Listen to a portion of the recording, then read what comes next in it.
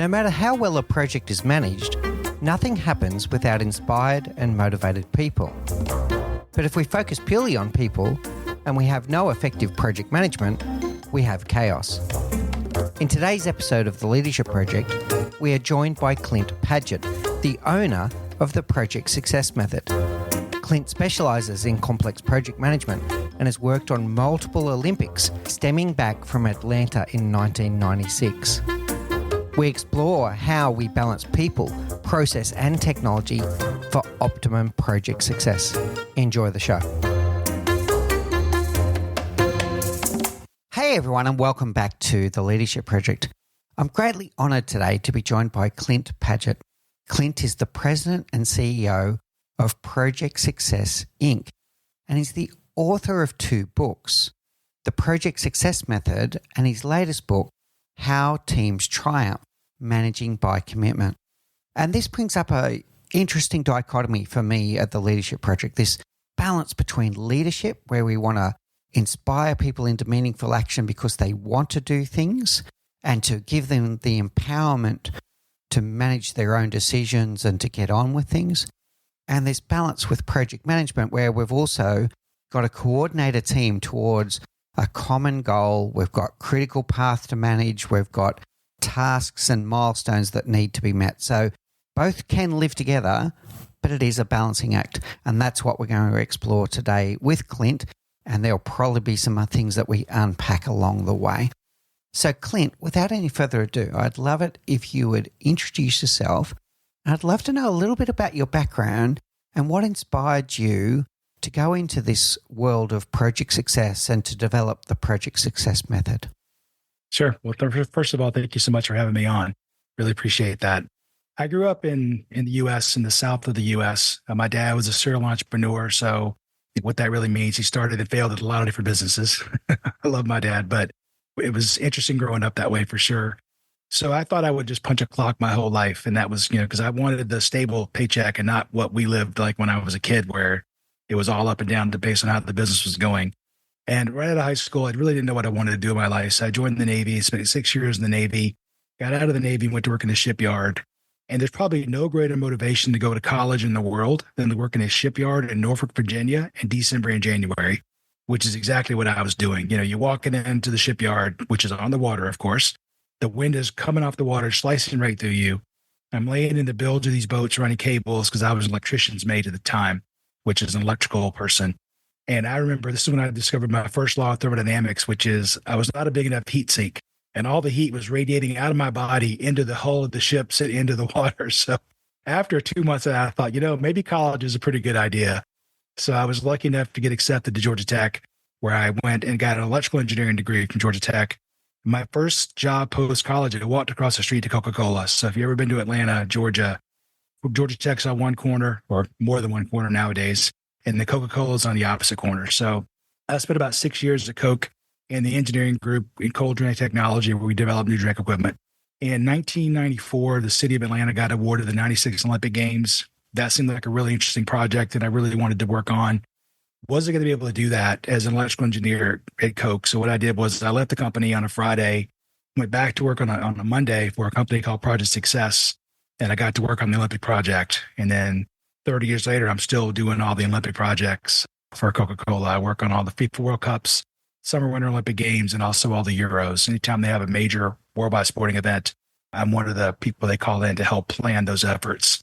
So a rather circuitous route of how I got here. And ironically, along the way, even though I did not want to be an entrepreneur, the opportunity did come up about 20 years ago to buy the company that I was working for.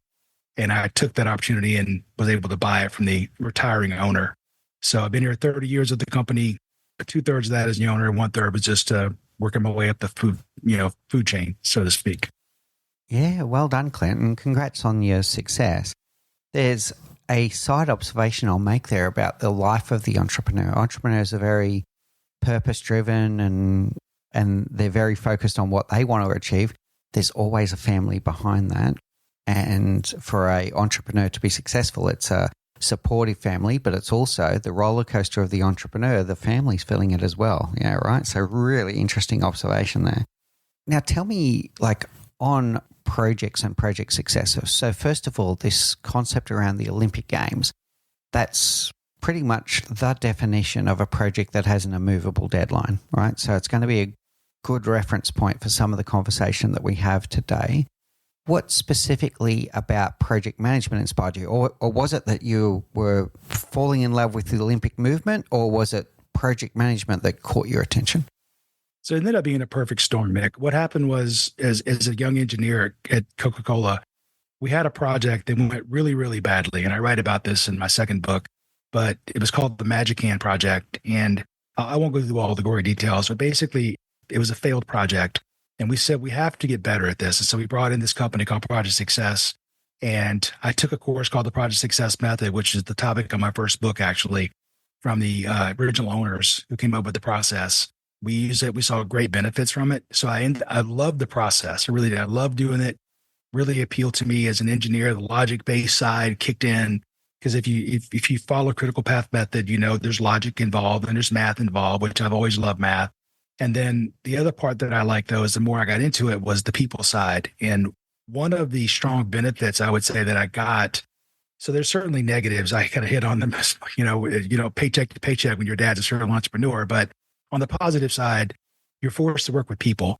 And so that made me, maybe I already had it, I don't know, but it helped develop some people skills. And I got to get along with people and really be able to talk to anybody about anything at any time, which is good in project work. So that was part of the perfect storm. And the other part was I really wanted to try to work on the Olympic Games. When I was at Georgia Tech as a student, I had also worked on the Georgia Tech Olympic Committee, which was the committee that would go out and would greet the people when they would come to Atlanta. As we were trying to win the bid, we'd be out there with balloons and clapping and, really trying to make the superstars feel welcome when they came to visit the city and hoping to get the game. So it all kind of came full circle for me. It was a perfect storm. Yeah, I love it. All right, well done. And it's good when you can have that alignment, something that keeps you motivated professionally, and then the end goal is something that you can be proud of, and those moments of, oh, wow, we did that.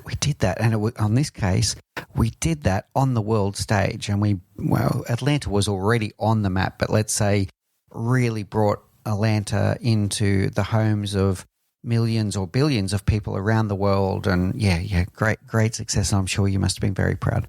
So let's talk about this, get into this dichotomy. You already brought up two words that are interesting, people and process. And I could add technology in there as well, because we use tools, etc. So people, process, and technology, the famous trifecta and the triangle of that. So let me set the scene for a second, Clint, and then let's see where we go from there. So in a project management world, let's say a very purist project management world where I sit down with Microsoft Project or P6 or whatever, and I come up with the perfect project, nothing happens, because without people, the tasks don't get done, nothing achieves. So you can have a perfect project on paper and no action. And then equally at the other side, if you just go, I just need people, and you've got no coordination, you'll just have people running in all kinds of direction, and you'll have chaos and a big mess. You might have little pockets of success here or there, but it won't be coordinated in a common direction. So how do we balance this world of pure perfection project management on paper versus bringing it to life with people, and this balance between people having the autonomy to do things their way and off they go in all kinds of directions? So I have a great analogy for that. I have something we call shift in the worry curve, which I think will help describe the two options we have then. One is we have a project where I'm working at a company, let's say it's Acme Corporation. And here at Acme Corporation, we have no formal planning process. Business unit vice president calls a meeting and says, here's the project. You guys all know your jobs. Go make it happen and call me if there's a problem. So you walk into the kickoff meeting. You already have 5 projects on your plate, right? You're already doing 5 things, and they're in various stages of completion. Some are just starting, some are in the middle, and hopefully some will be closing out soon. And then 30 minutes later, you walk out having been assigned to project number 6. There's no plan. There's no plan to get a plan. You know 2 things. You know you're on the team and let's say you've got 6 months or a year to get it done. That's what you know. And what happens is when I walk out of that kickoff meeting, if I'm the average team member, my level of worry is probably pretty low. about this project because I'm more worried about the other 5 projects, which I have a lot of knowledge of, right? So we call this first phase uninformed optimism. I don't know anything about the project other than that I'm on the team and I'm a pretty smart guy. I'm pretty sure I can get it done. But I got 5 other projects I've been getting beat up about for quite some time that I need to worry about. And I'm going to get to this. I'm confident in my abilities. I'm confident that I'll be able to get it done. I'm in the uninformed optimism stage. I don't know enough to be scared yet. And then about halfway through the project, my level of worry begins to rise about this project. And while I was pretty sure I could get everything done in a year, I'm not as certain I can get it done in only 6 months. And that's all I've got left yet. This is where you see your team members walking down the hallway and you hope they don't bring up the project. And if they do bring up the project, you hope they also haven't worked on it because you haven't worked on it. And let's be honest, we know it's okay if I'm late as long as somebody else is more late. That's what I'm really hoping is somebody else more late than I am, right? So we call this phase vague concern. My sense of foreboding is rising. My stomach tells me I'm in trouble. My spidey sense is tingling, saying something is wrong, but I don't have a plan to measure it against, so I can't prove that I'm late. I just got this bad feeling that I'm late. And then, of course, we move into the third and final phase of the project, which is panic. And I like the word you used earlier, chaos. Projects are chaotic. And I often joke that the subtitle of project management should be called the theory of chaos, because all you're trying to do in project work is you're trying to wrangle the chaos into something you can actually work with and semi-control to get it across the finish line. But in the panic phase, we find that 3 things happen. Costs, of course, rise because the only way to get things done is to throw money at the problem. And usually when you find the problem, it's late in the game. The only option you have left is to do stupid things, which I've seen done, like air freight concrete block to a construction site. Incredibly expensive, but less than the opportunity cost of not opening the hotel on time. Now, what would have been better is to truck ship and still open the hotel on time. But you do stupid things when you get caught in the panic phase. Also, quality suffers in the panic phase. All these great ideas you had about full color videos and training before the rollout of the launch, that all goes out the window. And suddenly, here's a black and white photocopy and just read this and let me know if there's any questions, or we'll do a training after the fact. So your quality suffers. And not only is the project expensive financially, but it's also expensive emotionally, because in the panic phase of the project, you lose really talented people. So that's an example of process, where you're letting process drive things. You're not really focusing on the people side. What we try to do is take the opposite approach. And we want to get everybody, we want to bring them all together in a room for 2 or 3 days and plan the project out in a collaborative way. Because what I need to do is I need to pull people out of their silos and force them to have what you and I are having right now, which is a conversation. I'm a big fan of conversation. Communication can be one-sided, and I want a conversation, which is a dialogue where we can ask follow-up questions and really understand what the intent of the project is, or what the intent of your tasks are, et cetera. So now what we do is bring everybody together in a collaborative way. In just 2 or 3 days, we can actually plan the project out. I understand you're part of the project, and I can see how if I'm late, it's going to impact you. Vice versa. I can see where we fit in the overall span of things. I can see that I'm in the first month of the project. I might think there's no way that if I'm late by a few days, it could possibly impact the end of the project a year from now. But once I do the plan and I'm part of it, I see how it's all fit together. I go, oh, wait a minute. So Joe over here, he could be a day late. Doesn't matter because he's not on the critical path, but I am. And if I'm late, even though it's a year from now, we're going to be late. And so now what you're doing is you're bringing people into the mix. You still have your process, but now you're bringing people in.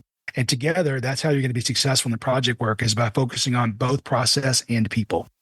Yeah, I love it, Clint. So what I'm hearing here is, if we don't go through a process like that we have these phases, and I like the way that you describe them, the uninformed optimism, then the vague concern through to the panic. And yes, that's a very regular thing.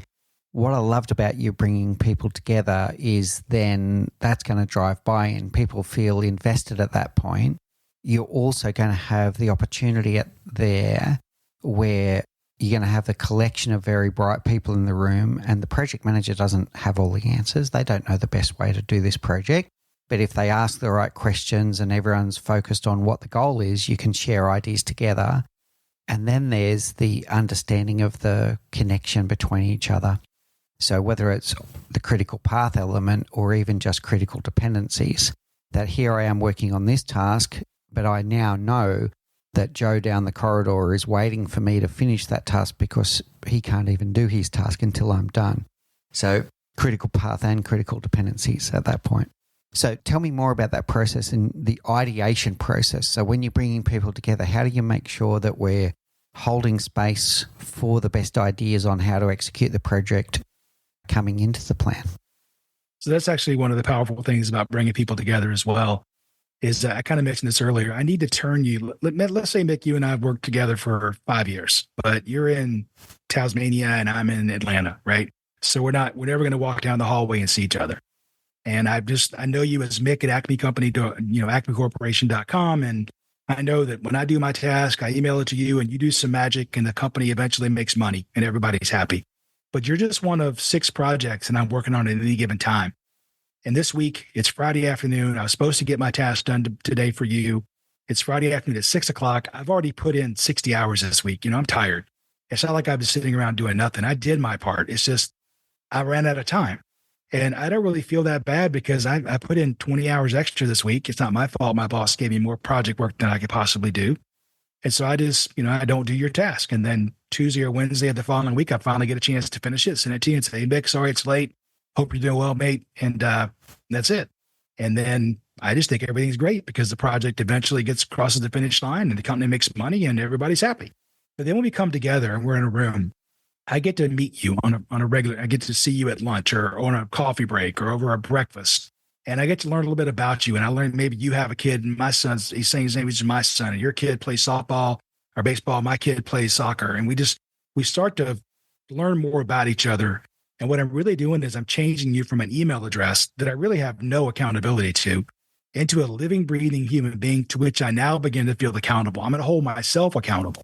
And so over a lunch, we're chatting, we're getting to know each other. We go back into the room and we're looking at the critical path. And I know we really haven't really defined what that is, but basically to make it easy, the critical path is a set of activities in your project that if they're late, you're going to miss your deadline. That's really what they are. They're a connected series of activities. And I look at it and go, wait a minute, Mick, this says that I'm on the critical path, and that can't be right, because if that was true, when I'm late, you would be late. But I know for a fact on that last project, I was about 2 or 3 days late, and we still finished the project on time. And you say, well, Clint, you're right. You were late. I remember vividly, it was 3 days because I had to work 2 weekends to make up for your lateness. And I know that Clint is a 5-letter word, but in my household, for 2 weekends in a row, you were a 4-letter word. Because I had to miss 2 big events in my kid's life. I missed this major baseball tournament and my daughter's recital because I had to work those 2 weekends to make up for your lateness.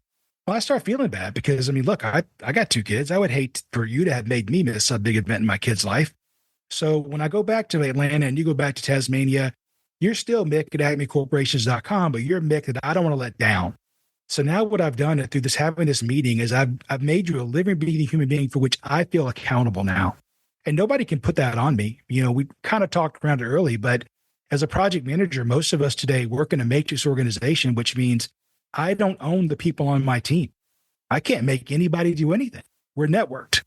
They don't report to me. They report to their direct supervisor who gives them pay raises and reviews. And yet somehow I've got to take this project for which I control nobody and get it across the finish line on these, what I feel like are arbitrarily too short, deadlines.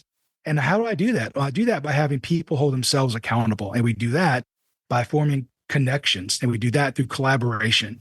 And so the reason we like to bring people together is we find even in as short as 2 or 3 days together in a face-to-face environment, we can do a 2-year project remotely as long as we have those first 2 or 3 days together to really form those connection points. Yeah, I love that. And you're gonna find those connection points is a good word, and to know and like each other and build a little trust with each other as well. But then to know that when I am late, it's not just impacting a Gantt chart and a bit of software. It's impacting a real human being who's got a life and a family that wants to spend time with them. It's really good. And what you said was really interesting is that if I'm late frequently and I never feel the impact of that, there's no incentive for me to do better next time. Yeah, I don't even know the negative impact I'm having. All I know is I finish it and it seemed to be okay in the end. I didn't know that poor Mick had to work 2 weekends in a row. I didn't see that. So that's another reason we like the collaboration piece. And we also follow that up with bi-weekly meetings, at least once a week, if not every 2 weeks, We have our update meetings where we talk about what actually did happen as opposed to what was supposed to happen. And then we find out that Clint was late. What can we do so Mick doesn't have to work 2 weekends in a row to make up for this lateness? Is there somebody after Mick that can we outsource that task and have it done faster? So together, again, in a collaborative way, we work together as a team to really get the project done on time. That's why I say it's how teams triumph. It's managing by commitment. It's because, and I'm not managing you by commitment. You're committing to me to get stuff done. You're holding yourself accountable, and you're committing to your teammates, and they're going to hold each other accountable plus themselves. Yeah, this word commitment and where you're going with it, the people element of commitment. Like, so I'll be really open with you here, Clint, when I look at your title of your book, How Teams Triumph Managing by Commitment, it instantly did capture my attention, but my brain went to commitment to the cause, commitment to the project, commitment to the business. But what you're saying is commitment to each other, that you're in this together. And I'm committing to you, Clint, that I'm going to get this to you by Thursday, 2:00. So you can do your thing by Friday, 5:00, and then go fly fishing on the weekend with your kids or whatever you do, whatever your passion is, baseball, whatever. So it's the commitment to each other. Yeah. Yes. It's really important, the people side of things. We were joking earlier when you were first starting off the call and you did something with your hands, little balloons came up and people often ask me, well, you worried about AI taking over your job? And not as long as Billy, Bob, and Sue are doing the work. I don't think AI can do that because it's about commitment and holding yourselves accountable. And I just don't think the computer can do that. I think that's people. And there's a connection point that's, I think, really critical to getting work done. Yeah, it's really good, Clint. Now, one of the other interesting things you brought up along the way is in most organizations, not every, in most organizations, there's also this portfolio effect that you talk about. So I might be on a team with you, but I might be on 3 other projects where I'm on 3 other teams. There's a management element of that, of how do we do resource allocations and balancing workload, et cetera, et cetera. But then there's a human element of that, because then I might be in a situation where I'm not wanting to let you down, Clint, but I'm also got 2 other projects that are waiting for me to do something by the end of the week. How do we balance the fact that I'm not just committing to you, a human being, I'm committing to other human beings on other teams that I'm on? That's a great point. And I think this is where the process can come back in and help. So for those of us who don't know about traditional project management, critical path method, as I was saying, the critical path is a set of activities in your project that have to be done as planned time-wise, or the project will be late. And what we found in our 40 plus years of doing this is about 10% of the activities in a project, roughly, will be on the critical path. What that really means is that 90% of them can be late by a day, a week. We don't know. I mean, we do know in the software, but they don't have to be done perfectly as planned. There's some flexibility in that, right? If you use a Microsoft project, it's called Slack. If you're using P6, then it's called Float, but there's some flexibility in getting that stuff done. So this is where the process comes in. So now what happens is I can give Mick a list of all of the tasks across all 4 projects, the 3 that you're working on plus mine, right? And you can, in any given slice of time, you can say, these are all the things on my plate. And then we can look at that flexibility and say, well, look, there's 33 things to be done this week, but 25 of them can be pushed to next week or even longer. Here are the 8, though, that really need your attention across all of them. And then what we can do is say, if you can only do 5 of those, I need to solve the problem for 3 now.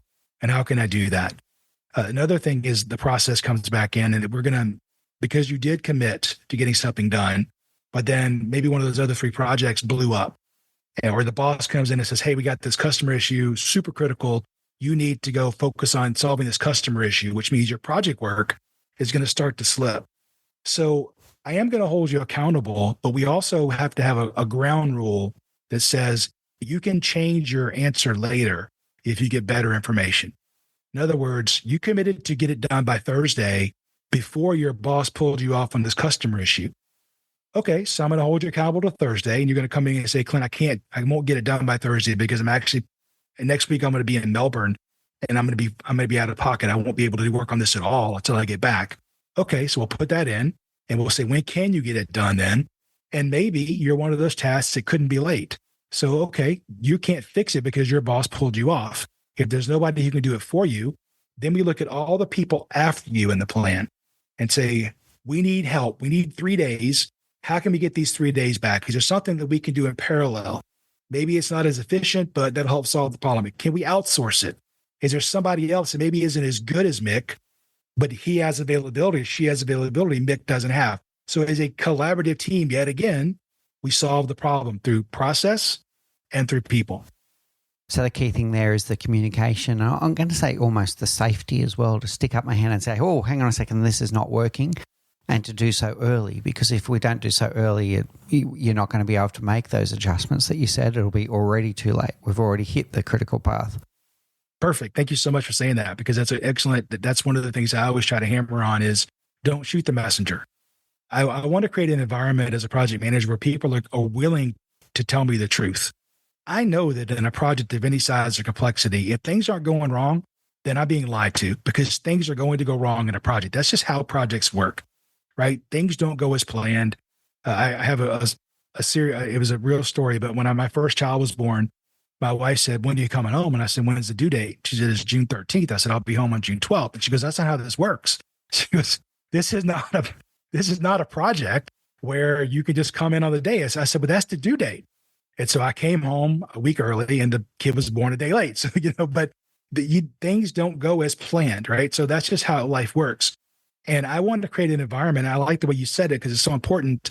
I want to create an environment where people are willing to tell me the truth, because the earlier that I know the bad news, the more time we have to resolve it.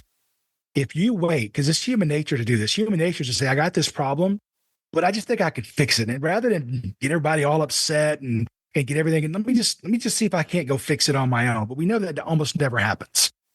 And so what would have been better is telling me early. So I tell people all the time, I'm willing to take bad news. I'm okay with it. What I'm not okay with is bad news you've known about for weeks or months that I'm just finding out about today, because that is exactly how, and this is a real project as well, we had to air freight concrete block to a construction site because somebody thought they were going to fix the problem. Rather than just saying early on, I got a problem, here's what it is. But to that person's credit, maybe their whole history of project work, when they did it in the past, they just got pummeled.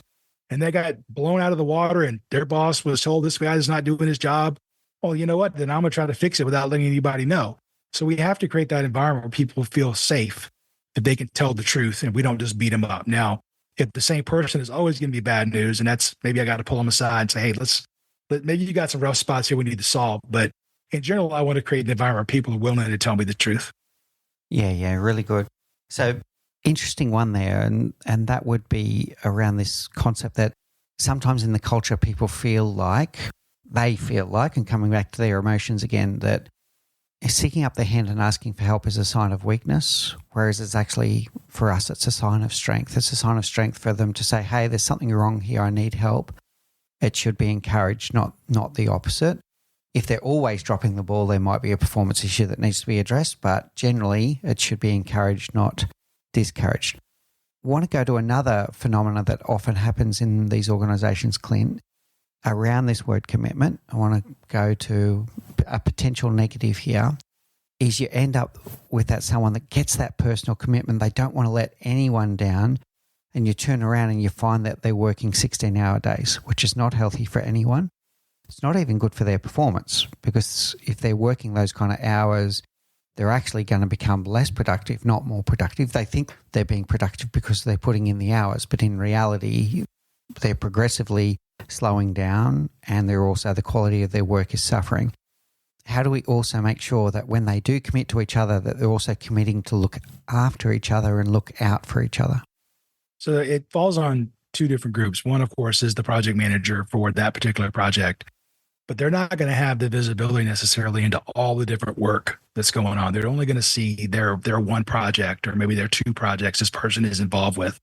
So one way we can see that is if that person has traditionally been a rock star and been pretty good about getting their work done on time, but then they start to slip. And one or two, not a big deal, it's life. But if it happens more and more often, that's where you got to pull them aside and say, hey, Joanne, normally you're really rock solid on your deadlines. And so, what's happening here?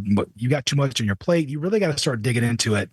But that's only if you can see your piece of it. This is also where the team comes in, because maybe 2 or 3 people are also on those other 5 projects with Joanne. And somebody should be raising the flag saying, hey, she has way more on her plate than she could possibly do. But you'll see this in the meetings, and this is really helpful when you do have the empathy and you can actually see if you're able to read people.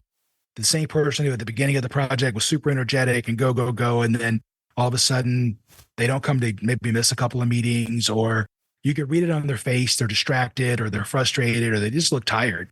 And that's when you got to have a side conversation and say, hey, what can I help you with? Because that's really the job of the project manager. Isn't he or she's not doing physical work. They're there to support the team and make sure the team has what they need to be successful. And part of that is how you feeling, how you doing. And maybe it's just having conversations that random conversation, maybe every other Tuesday, I pick a different person that I talk to offline outside of the meeting, go, hey, just give me 5 minutes. I know you're super busy, but I just wanted to check in with you. Hey, what's going on? How's your son's this, your daughter's that, or what's going on? And just chat with them. And you should be able to be able to pick up on if they really are overwhelmed or not. Yeah. Well done, Clint.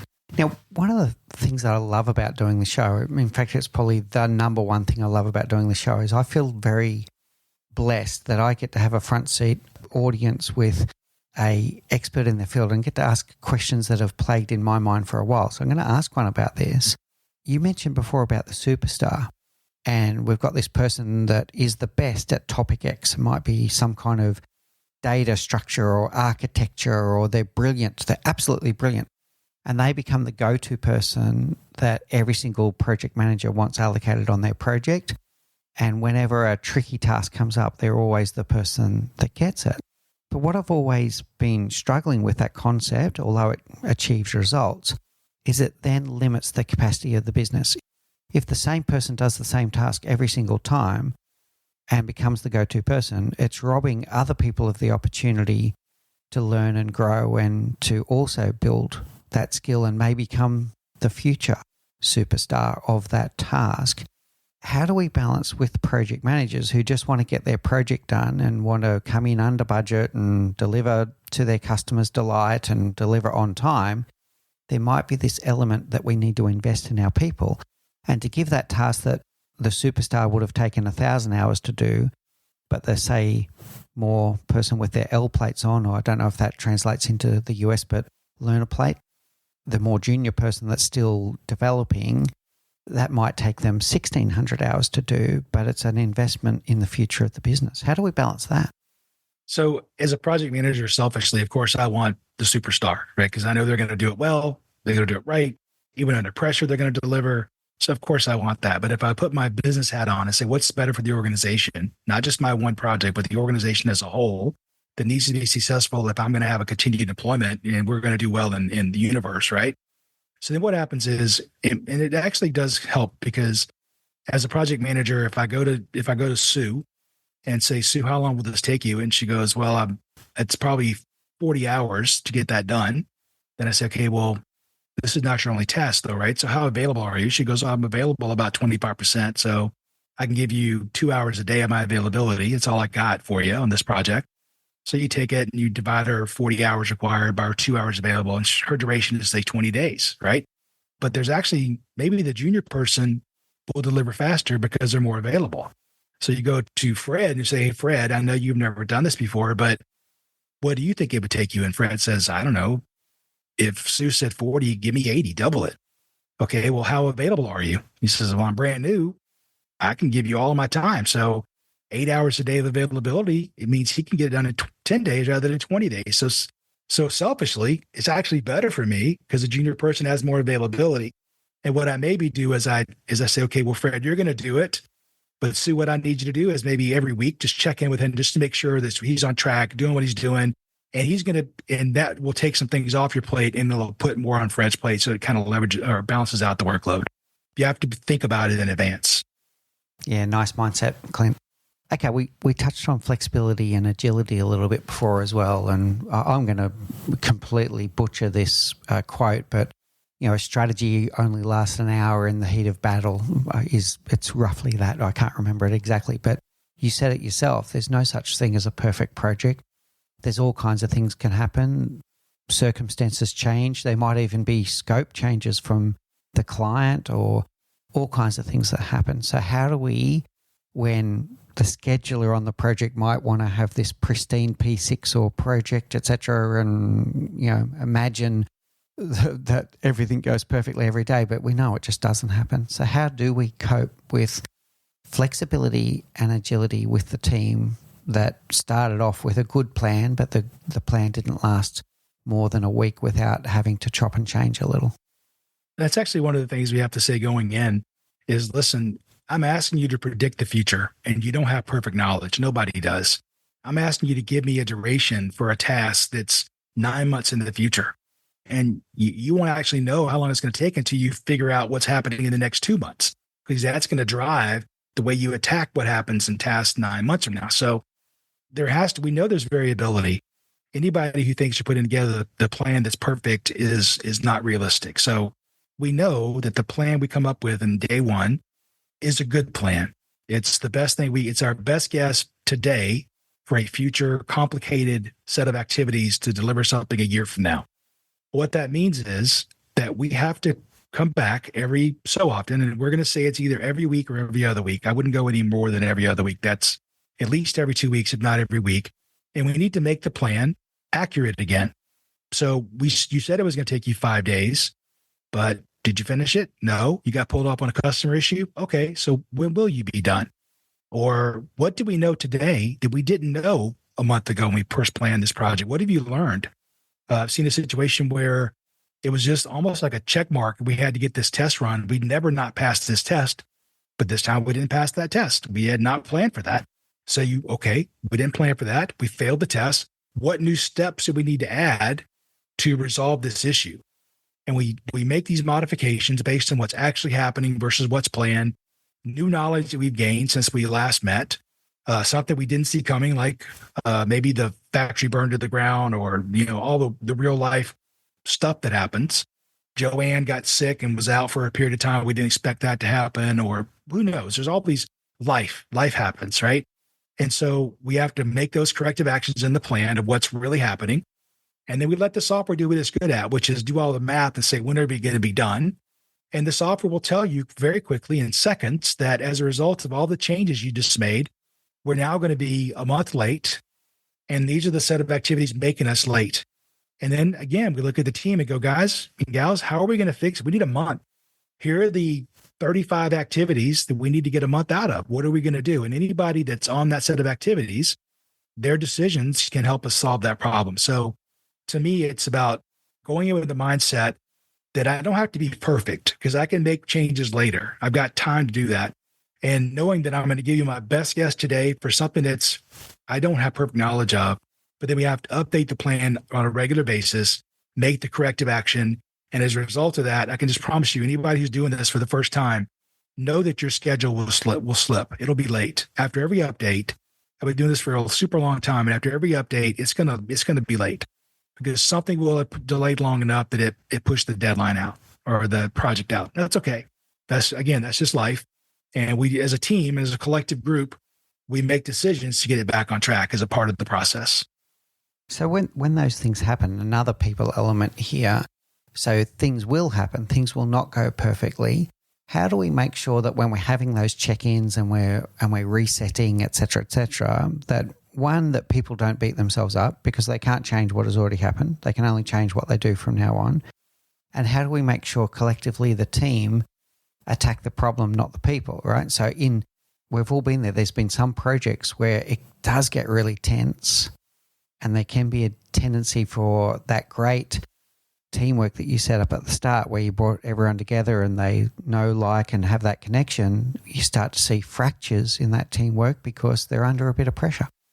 This is where the project manager really has to step back in my mind. This is where you have to have the hard skin, because my job or your job as a project manager would be to protect the individual team members from anybody, whether that's upper management that has unrealistic expectations or different team members, whatever that might look like.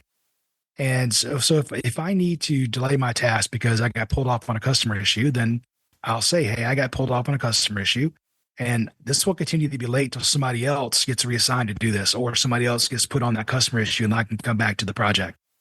What we find is that the people on the team hold each other accountable.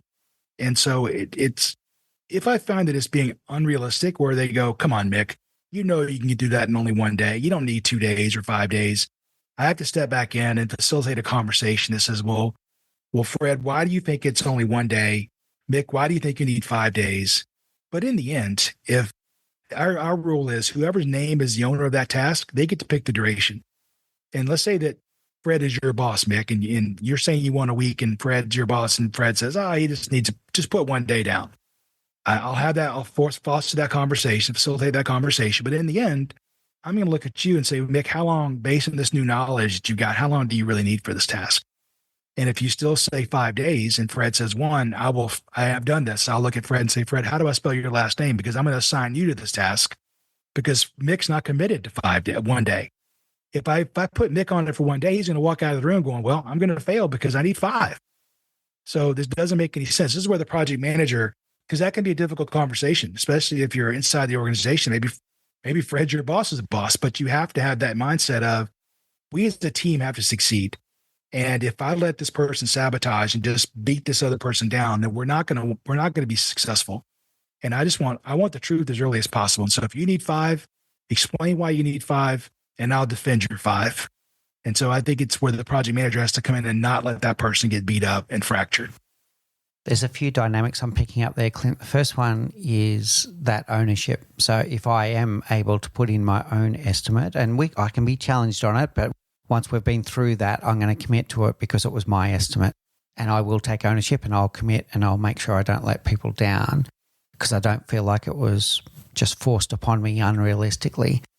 The second dynamic is I'm going to say there's a thing called the Yerkes-Dodson stress performance curve that when you put a little bit of stress, it drives performance. But if you go over a tipping point, the person almost gives up and it just plummets, right?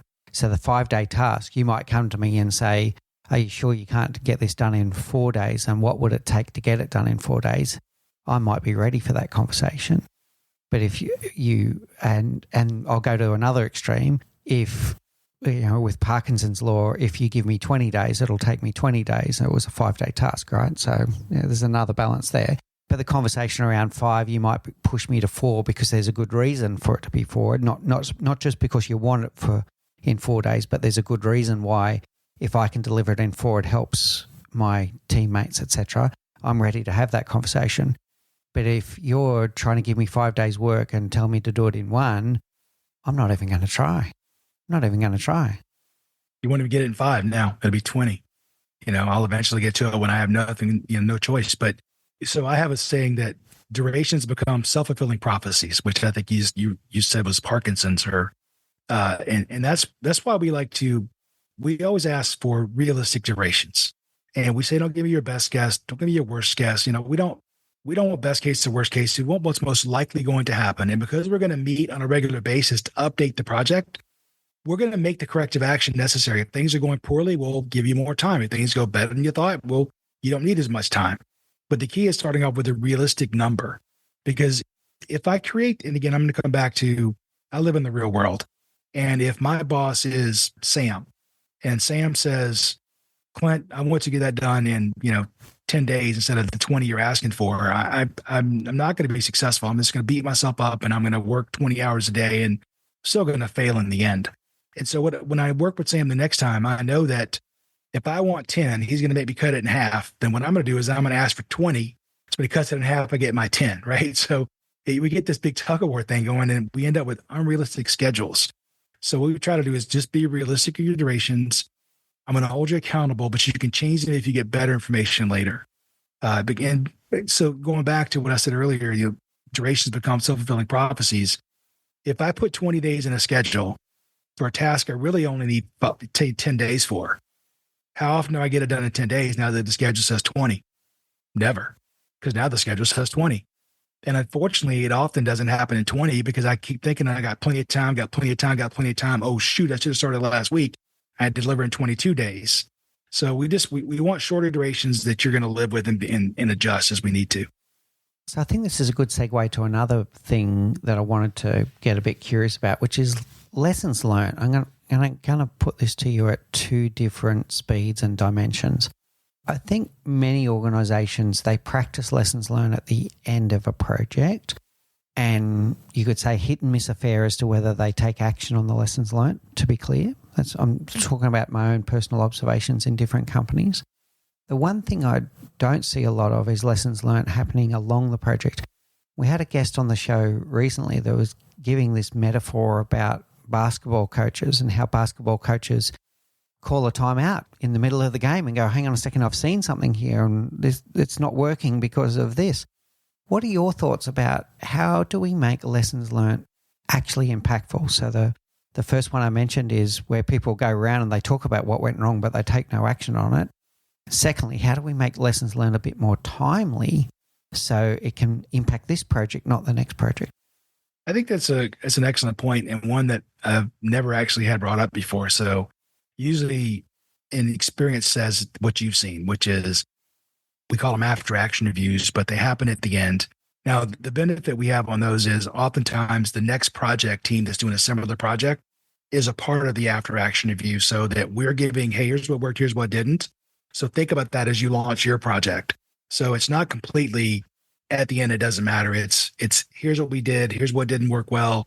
Think about that as you're building your plan, that you're now launching a very similar type project and going off and doing.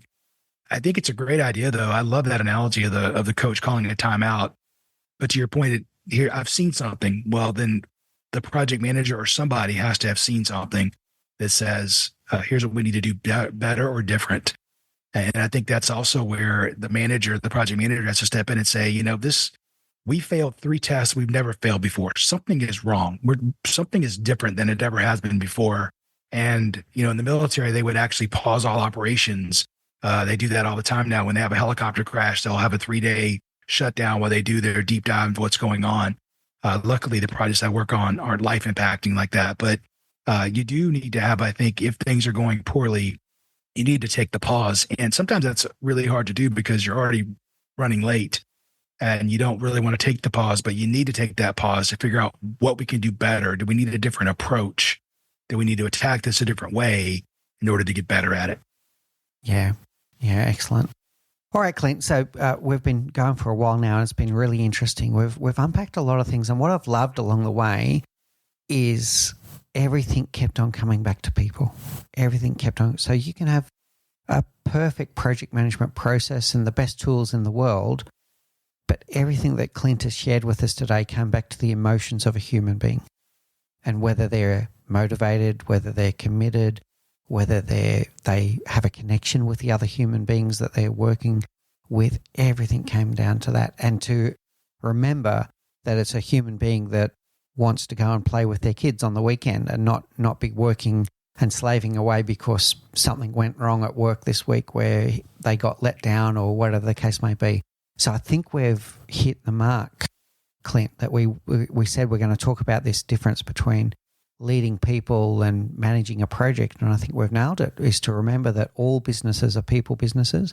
And if we forget that, it's at our peril. It'll be at the peril of the business and it'll be at the peril of the project. So thank you so much for sharing your wisdom and insights. I'm going to go now to our rapid round. These are the same 4 questions we ask all of our guests. So what's the one thing you know now, Clint Padgett, that you wish you knew when you were 20? I think it's okay to make mistakes. Perfection isn't ideal, but I think the saying is that perfection is the enemy of good enough. And I'm not saying we should just take shortcuts. So what I am saying, I wish I could go back and tell my 20-year-old self, the mistakes where you grow. And, that's where you're going to learn. And you probably won't do that again. When you're a toddler and you're a parent and you tell them, don't stick this paper clip in the electric outlet, and they do it anyway. And like, okay, that hurt. You won't do that again, will you? Right? You have to learn through the mistakes. And I think that it's okay to make mistakes. And for me, at least, it was work as hard as you possibly can. To focus on it and work. Nobody can, you can't change how smart you are. You can't change your IQ. But what you can control is how hard you work at something. And nobody is ever going to outwork me. So that was, I think, what I would like to go back and tell my 20-year-old self is just work hard. Yeah, well done. Love it. What's your favorite book? This one is tough. I really like Crucial Conversations by Joseph Grenny. It's a great book. And to me, things come down to conversations. I'm a big conversation guy. And I think conversations are so super important. And unfortunately today, this happened before the pandemic set in, But boy, the pandemic sure exacerbated things. And that is, I'm a big fan of conversation because it allows us to not make mistakes in how we communicate. So I think crucial conversations is great. Yeah, great pick. Love it. What's your favorite quote? So my favorite quote is, I think it's by George Bernard Shaw. And it says, the single biggest problem with communication is the illusion that it has taken place. So, I don't know if you guys play this, but when I was a kid, we played a game called Telephone. And if you didn't play the game, it's like 5 kids in a room, and the first kid has a secret. He whispers to the second kid, and it whispers it on down the line. And of course, the fun of the game is what comes out of kid number 5 is not remotely close to what kid number 1 said, right? Because the secret just kept getting changed. Well, unfortunately, that happens in the business world as well. As a leader, I have a message that I send out, I think, in a very succinct way. But how did the person hear that? Were they having a good day or a bad day? Because how do I define my terminology? Maybe different than the way you define your terminology. So rather than always defaulting to one-way communications, again, I come back to conversation. What would happen is even in a telephone game, if the second kid could look back at the first kid and go, okay, you said turn left. Do you mean turn left like right now at the McDonald's or the next traffic light? By asking these clarifying questions through this dialogue, now my message gets passed down in a way that's consistent, and I have a much higher probability that my message is received in the way that I intended it to be delivered. Yeah, I like that. And the element of asking better questions along the way. We've got to share with you there, Clint, that with this concept of you call it telephone. For whatever reason, in Australia, it was called Chinese Whispers. I have no idea, but it was I've heard that, yeah. It was the same game. And in a business now, I'm going to take it to the business setting. I've seen examples where not only by the time it got to the 7th person, not only had the message changed, it had somehow actually reversed.